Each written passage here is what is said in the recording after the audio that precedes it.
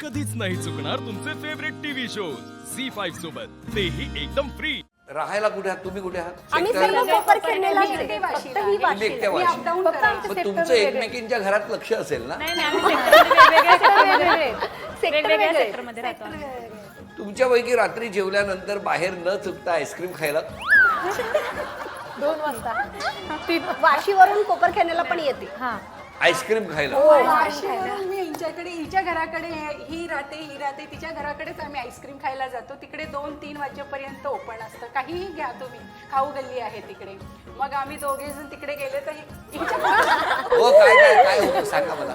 रात्री 2-2 वाजता आईस्क्रीमचं काय विषय? आम्ही तिला बोललो ना क्लासला टायमिंगला येत नाही, तर ती काय सांगते कारण की मी रात्री नवऱ्यासोबत 2-3 वाजता आम्ही तिकडे होतो, मग मला झोप भेटत नाही म्हणून मी लेट येते. मग मी तिला चिडवत असते की तू आईस्क्रीम खायला जाते आणि क्लासला टायमिंगला येत नाही. पण मग मला सांगा तुम्ही दोघेच राहता का?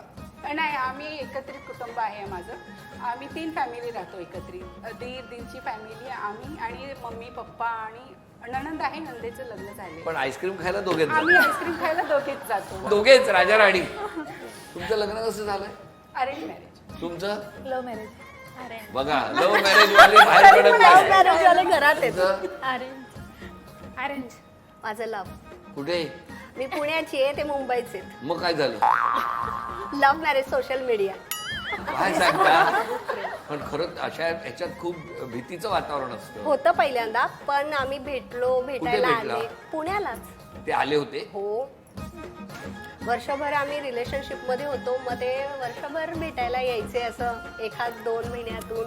मग भरपूर फिरलो आम्ही आणि मग लग्नाचा विषय. घरी कळल्यावर 3 महिन्याने दोघांनी एकमेकांच्या घरी सेम डेला सांगितलं की त्यांनी सांगितलं अशी अशी मुलगी आहे, मी सांगितलं असा असा मुलगा आहे, आम्ही बोलतोय आणि आम्हाला लग्न करायचंय. मग त्यांच्या फॅमिलीला आम्ही घरी बोलवलं होतं, आम्ही त्यांच्याकडे आलो होतो.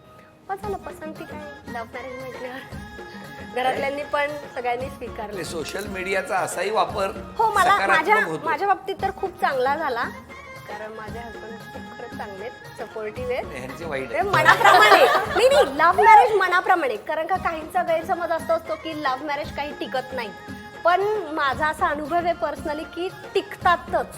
नवरा शांत असेल ना? नाही, दोघेही शांतच असं समजा. होय ना? तुमचं कसं काय? Arrange marriage. हो, ते कसं काय? अरेंज म्हणजे नात्यातूनच आहे, ते ठरवलं आणि केलं. माझं पण अरेंज. कुठे? माझं रायरेश्वर सासर आहे आणि सोलापूर मध्ये म्हणजे नात्यातूनच आहे माझं. नात्यातून. तुमचं? माझं नात्यातून नाहीये, पण आमच्या समाजाचा मेळावा होता तेव्हा आईस्क्रीम ठेवलं होतं मेळाव्यात.